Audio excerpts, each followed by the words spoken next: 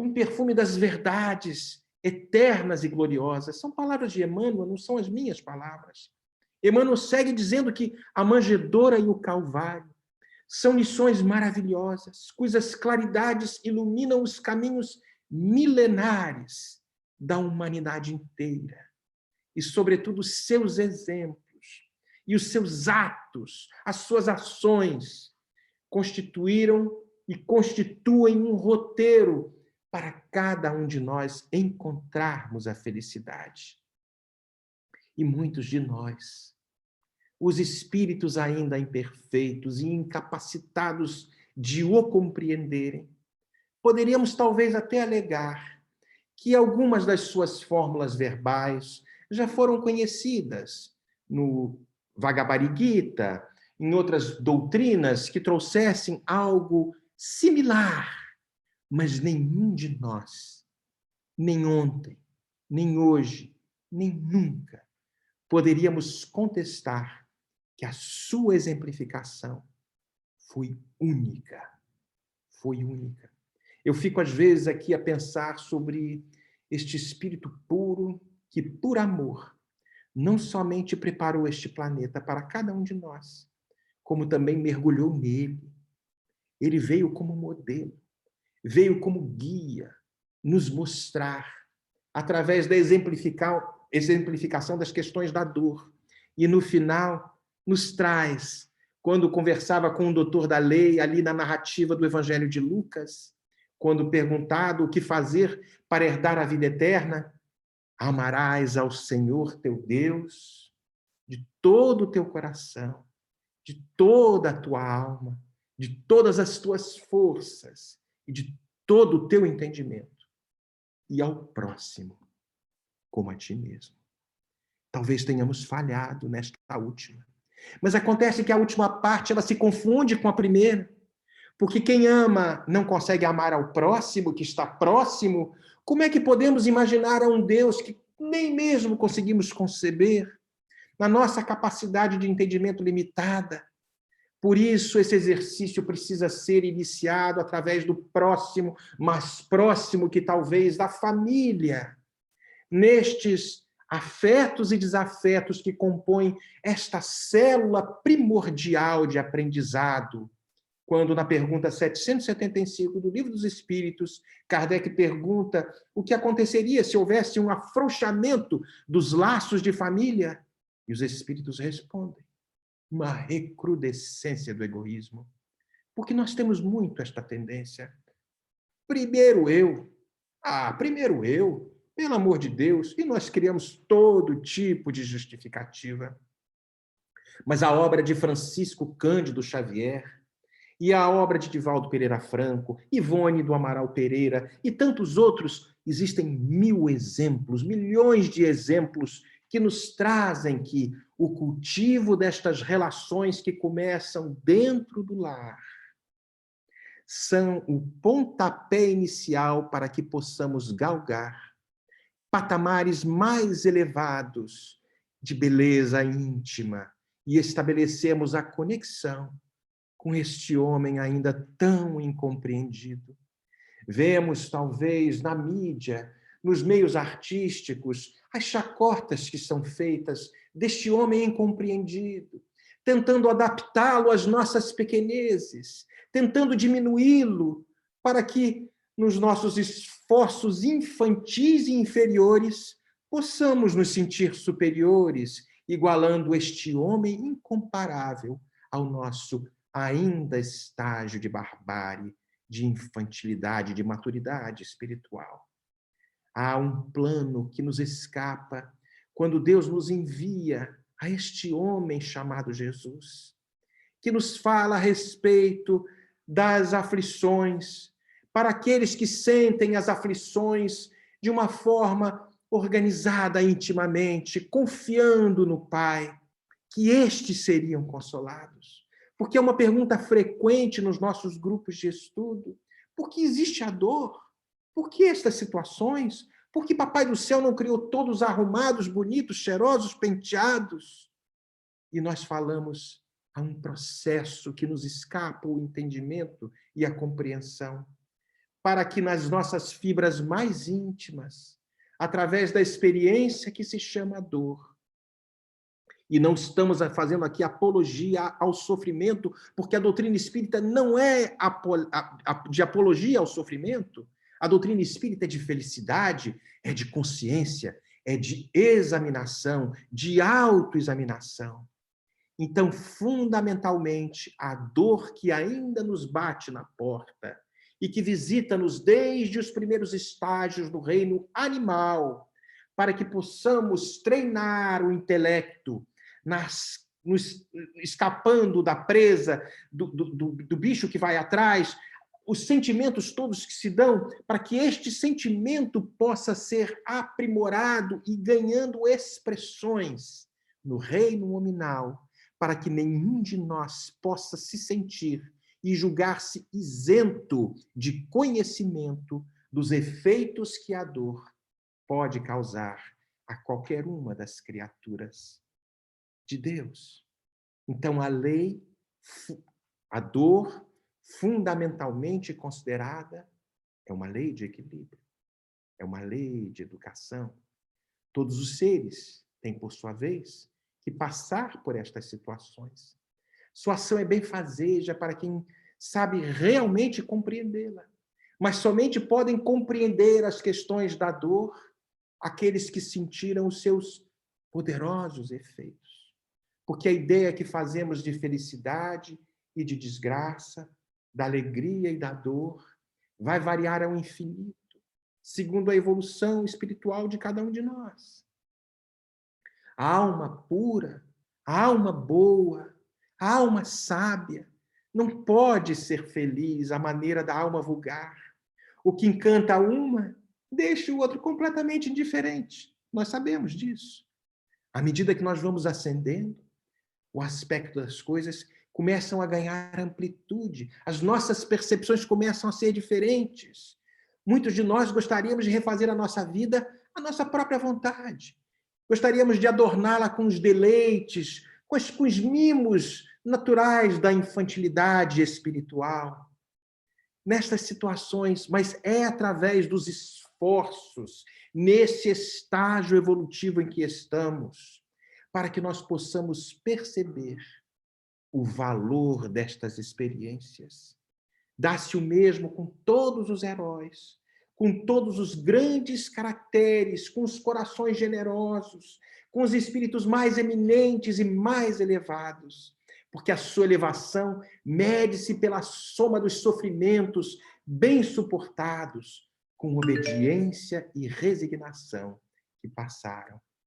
Ante a dor e ante a morte, a alma dos heróis, como diz Leon Denis, e dos mártires, revelam-se muitas vezes em belezas comovedoras que nos trazem sentimentos de uma inveja branca, querendo ser estes heróis, mas quem de nós vai realmente se sacrificar pelas coisas mínimas para que as coisas maiores possam bater à nossa porta e, com os nossos exemplos, sensibilizarmos a tantos? Não foi diferente com este homem. Jesus sofreu mais do que toda a criatura. Embora muitos falem, mas existiram muitos sofrimentos, muito maiores do que o Cristo, porque não conhecem a história espiritual deste homem, que desde o princípio do planeta já era uma alma pura, um espírito puro, infalível mesmo quando encarnado, como está na Revista Espírita. É o único que, uma vez encarnado, torna-se infalível. Todos os outros, todos nós, quando por mais elevados que estejamos, uma vez encarnados, estamos ainda sujeitos às situações, às mazelas, aos arrastes que a matéria ainda nos cai. Por isso que as questões relacionadas à dor, que começam desde a animalidade para eclodirem, para se apresentarem com maior percepção, para que possamos fazer uma análise melhor, uma vez no estágio hominal, e nos darmos conta de que a dor é uma bênção que Deus envia aos seus eleitos. Não vos aflijais, pois, quando sofrerdes, mas, ao contrário, bendizei ao Deus Todo-Poderoso, que vos marcou, que nos marcou na terra, para a dor, pela dor, para a glória no céu. É a mensagem da paciência no Evangelho segundo o Espiritismo, que não está fazendo apologia à dor, está nos falando que é uma bênção, porque chegamos no momento de suportá-la, porque o fardo está de acordo com a capacidade que cada um de nós tem de carregá-lo, porque a providência divina é sábia. Já dizia Leon Denis, suprimi a dor e suprimireis ao mesmo tempo o que é mais digno de admiração neste mundo, que é o quê? A coragem de suportá-la. Porque a história do mundo, meus queridos, não é a outra coisa mais do que a consagração do espírito humano pela dor. Sem esta ferramenta educativa, corretiva, não se pode haver, no momento, no estágio em que estamos, a virtude completa. E estas glórias que invejamos de forma inveja branca, quando a gente vê estes heróis espalhados por aí, dando grandes exemplos de estoicismo, de abnegação. Bendita a dor, pois ela é a sinfonia que nos acorda os corações para uma vida que é diferente dessa vida aqui, de terra a terra, para a vida eterna. E Emmanuel vai nos trazer no livro o material de construção, que a dor é um constante convite da vida, a fim de que aceitemos uma entrevista com Deus. Quando tudo está bem, nós tendemos ao quê? A gente esquece do agradecimento. Nem agradecermos a gente agradece. Somos tão ingratos com as múltiplas bênçãos que recebemos. Mas a misericórdia divina, reconhecendo as nossas necessidades, nos oferece o quê? Como diz André Luiz, no livro Ação e Reação, a dor expiação, a dor evolução, a dor auxílio. Para que nós humildemente, para que a gente possa, se formos inteligentes, humildemente, nos colocarmos diante do Senhor da vida e, em definitivo, consigamos nos libertar deste passado que ainda nos caracteriza. A vida dolorosa, como diz Leon Denis, neste mesmo capítulo 26, que fala sobre a dor, no livro O Problema do Ser, Destino da Dor, que é uma espécie de alambique. Olha que coisa que ele fala. Uma espécie de alambique onde se destilam os seres para os mundos melhores. Quantas vezes nós nos desistimos nesses processos de burilamento, de autoaprimoramento, nós desistimos de fazer estas lapidações neste bloco bruto que somos ainda, este bloco de mármore bruto. Estou fazendo uma comparação, uma analogia. O cinzel da boa vontade, da coragem, de desbastarmos este bloco bruto para que nos transformemos no grande espírito que um dia seremos. Ainda não, mas toda a grande caminhada começa pelo primeiro passo.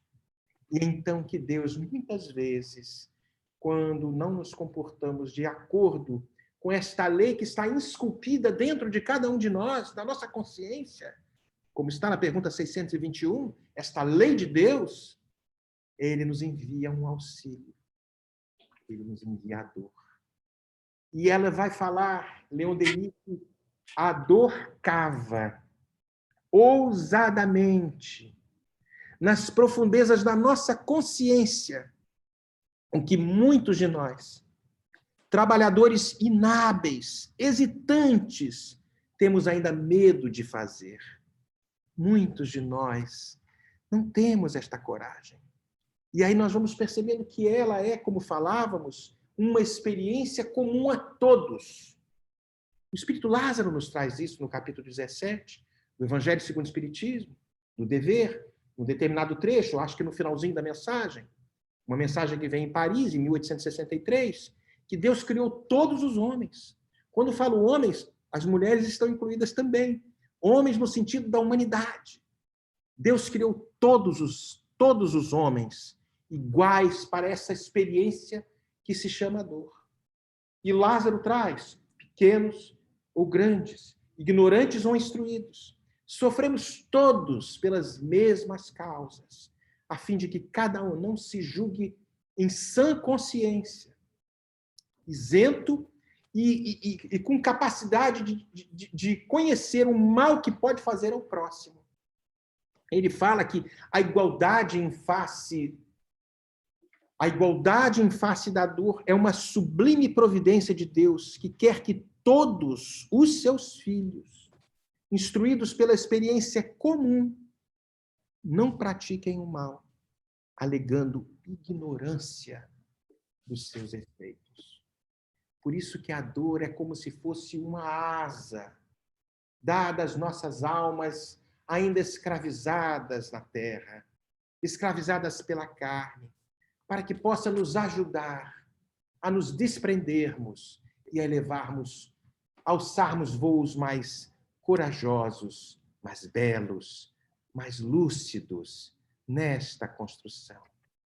Por isso que a revelação que a dor muitas vezes nos traz, nesses momentos de infortúnios que muitos de nós passamos, nesses tempos de transição que a humanidade está vivenciando, é que se mostra cada vez mais necessária a crença numa fé robusta, a crença numa fé raciocinada, a crença na vida além da vida, a crença em Deus, a crença neste homem que foi enviado pelo Senhor do Universo, que nos trouxe lições que ainda ecoam nos nossos ouvidos, mas que muitas vezes não fazem guarida. Deixemos que estas lições, que nos trazem as noções da transcendência, que nos afastam das doutrinas materialistas, das doutrinas ateístas, que fazem com que o homem perca a esperança no porvir. Que consolações poderíamos dar a uma mãe que perdeu o filho de um coronavírus, a uma mãe que perdeu um filho de um acidente, a uma mãe que perdeu um filho de um câncer na tenra idade, senão a doutrina que nos revela que um dia nos reencontraremos, de que estamos todos destinados à felicidade e que tudo tem seu tempo, porque a dor nestes momentos que nos chacoalham a existência tem data para acabar. Mas vai caber a cada um de nós antecipar esses dias felizes com coragem, com resignação, dando vazão e guarida ao amor. A esse amor que não é simplesmente o amor entre as criaturas do ponto de vista carnal, porque temos os nossos estágios. Estamos aqui num grupo de amigos. Todos nos amamos. Eu acho que sim, espero que sim. Temos o amor fraternal, temos o amor filial, o amor paternal, o amor por um amigo, essas questões todas.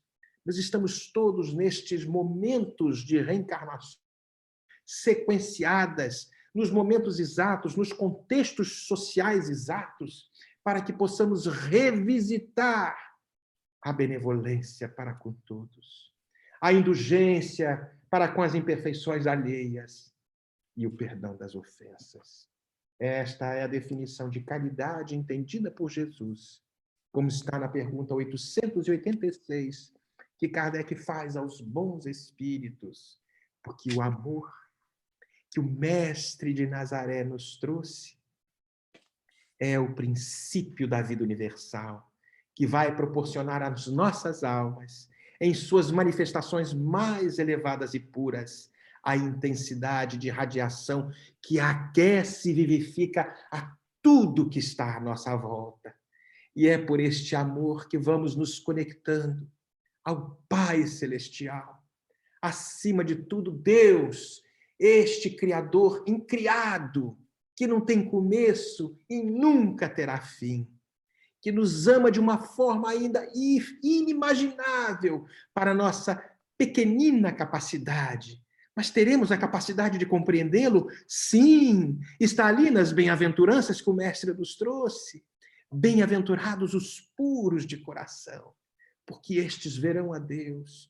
Não a visão como estamos vendo, nos vendo neste live aqui, nas 1000 carinhas que se apresentam, esta visão psíquica de total comunhão e conexão, sendo um dia o porta-voz do Criador.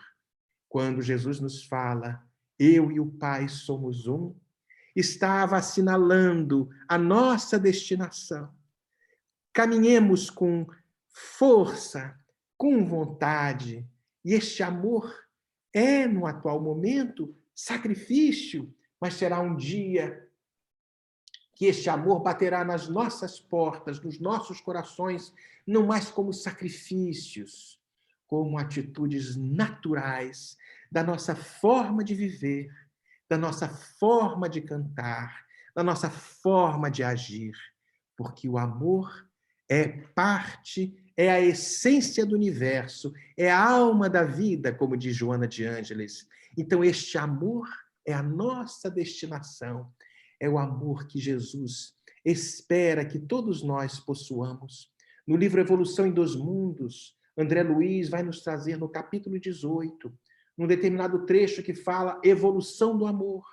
E ele diz que é importante que nós reconheçamos que estamos nesse processo, que saindo da animalidade, nos encontrando neste estágio hominal, aprimoramos as nossas capacidades de amar, que há aqueles que ainda se horizontalizam nas questões do amor, ainda no amor egóico, no amor de trocas, mas já há aqueles que conseguem perceber na verticalização da sua própria virtude, aqueles que amam, simplesmente amam, sem esperar nada em recompensa.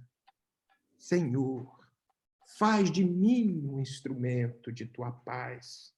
Onde houver ódio, que eu leve o amor. Foi a fala de um jovenzinho, ali na pequena Úmbria, naquelas montanhas abençoadas. Um jovem que teve a coragem, porque tinha dentro de si a conexão com este homem chamado Jesus. Francesco Bernardoni, um homem rico, um filho de um dos homens mais ricos da cidade, mas cai a ficha, como a gente diz no Brasil. Caiu a ficha porque dentro daquele coração já estava despertado as realidades que a todos nós cabe empreendermos esforços contínuos para que esta realidade possa também ser despertada lentamente. O que ainda é paixão, desejo carnal, essas questões que ainda nos aferrolham, nos colocam próximos à matéria, um dia se transformarão, perdão, humor português, em sentimentos nobres, em sentimentos desinteressados, numa afeição gratuita por todos os times de futebol, por todos os partidos políticos, por todas as etnias, porque ele nos disse um só rebanho para um só pastor. O amor é muito mais forte do que o ódio, muito mais poderoso do que a morte, porque a morte não existe. Jesus passou tão pouco tempo aqui na Terra conosco, mas bastaram 3 anos das suas falas para que o seu evangelho se espalhasse por quase todas as nações. Não foi pela ciência, nem pela arte da oratória que ele seduziu e cativou as multidões. Foi pelo seu amor. Foi pelo seu amor.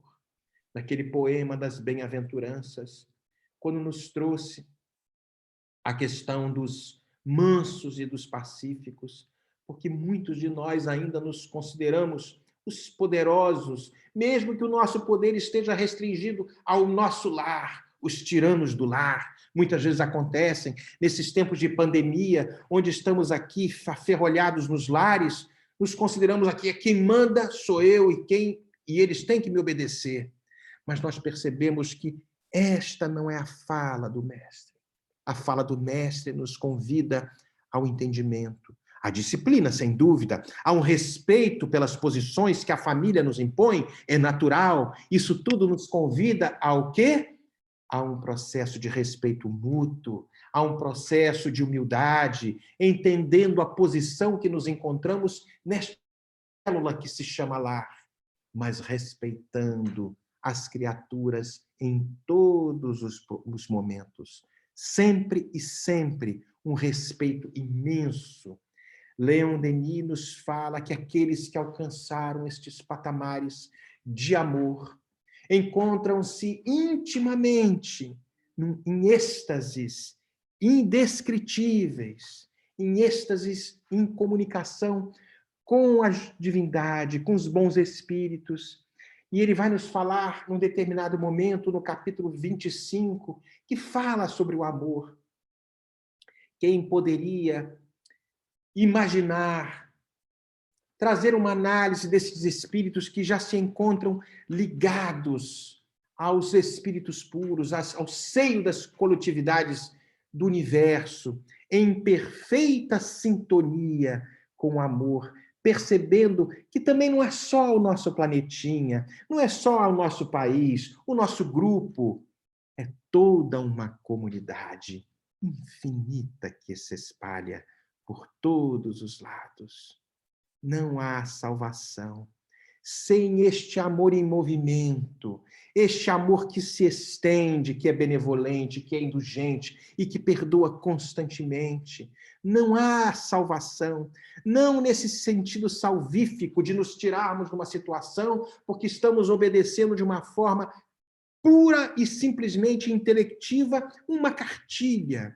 É um sentimento que está se desenvolvendo dentro de cada um de nós, pois cada um de nós tem o germe, tem a semente divina que aguarda momento oportuno para que esta pequenina semente, ali na terra dos nossos corações, possa florescer, possa dar vazão a outras possibilidades.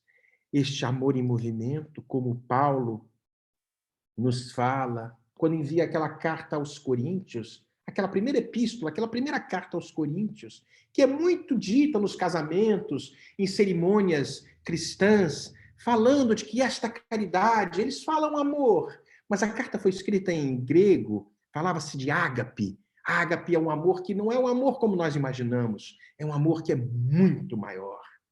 É o amor ágape, que é a caridade, porque esta caridade é paciente, ela é branda, ela é benfazeja, ela não é invejosa, ela não é temerária. Não é temerária porque tem confiança 100% na divindade.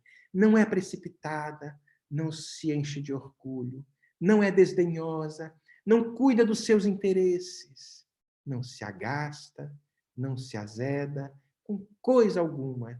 Essa caridade, este amor em movimento, muito maior que Paulo falava, aquela comunidade de Corinto, não suspeita mal, não se rejubila com a injustiça, mas se rejubila com a verdade.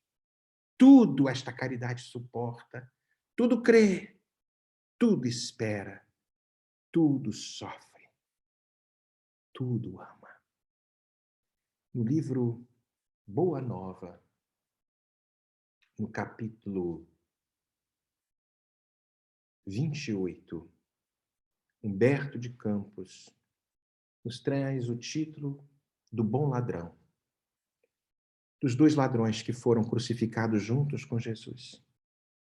Mas conta-nos num determinado trecho daquela mensagem, quando Humberto de Campos nos fala que, na hora sombria da cruz, o apóstolo Tomé, disfarçado para não ser reconhecido como um dos seguidores do Cristo, com vestes diferentes, acompanhou passo a passo o Messias.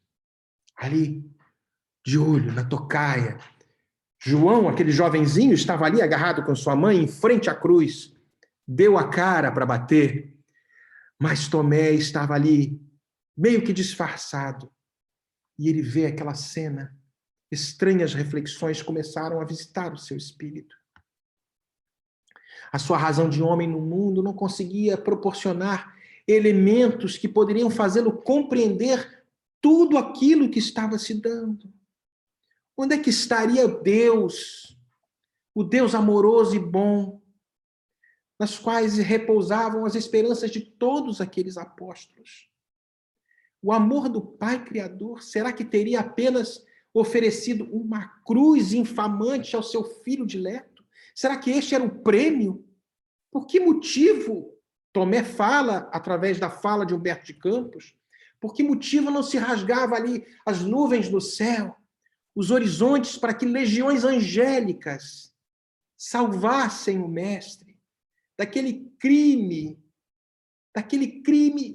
infame, daquele crime que não era para um criminoso, porque ele não era um criminoso, daquela multidão inconsciente, desvairada. Por que o céu não fez isso? Que providência era aquela que não se manifestava naquele exato momento? Tudo isso passava pela cabeça de Tomé. O prêmio do Cristo será que era simplesmente aquele monte, aquela cruz, ou seja, todo aquele espetáculo sangrento? Para Tomé, nos seus múltiplos questionamentos, ele não entendia. O que aconteceu, meu Deus? Mas nós vamos perceber, para muitos de nós, e para aqueles, talvez, que pensem que Jesus foi um grande perdedor, porque depois de algumas falas que muitos não entenderam naquela época, foi crucificado, ou seja, mais um que passou pela terra. Mas ele nos traz uma visão. As mensagens de Jesus nos mostram uma outra realidade. A realidade do pacífico, do manso. A realidade de um reino que não pertence a este mundo. Porque o seu reino não era deste mundo. Desde os primeiros capítulos do livro Boa Nova, quando ele está ali diante do templo de Jerusalém, quando o sacerdote Haná, que teria sido um dos que colocou-o na cruz, o começa a questionar e pergunta: o que o Senhor está fazendo aqui? E ele fala: procura o reino de Deus. Que reino de Deus é este? E ele nos traz, através de Humberto de Campos, que o reino divino, o reino de Deus, é obra divina que está sendo construída no coração dos homens.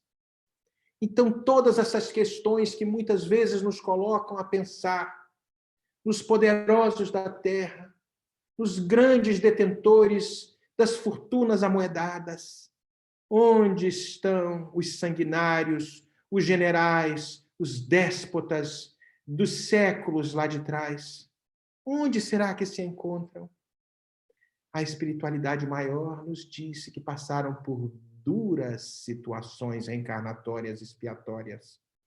Mas o Mestre continua imaculado, nos guiando a todos, porque ele é o escolhido, é o homem que nos fala a respeito de uma realidade que talvez não conheçamos ainda.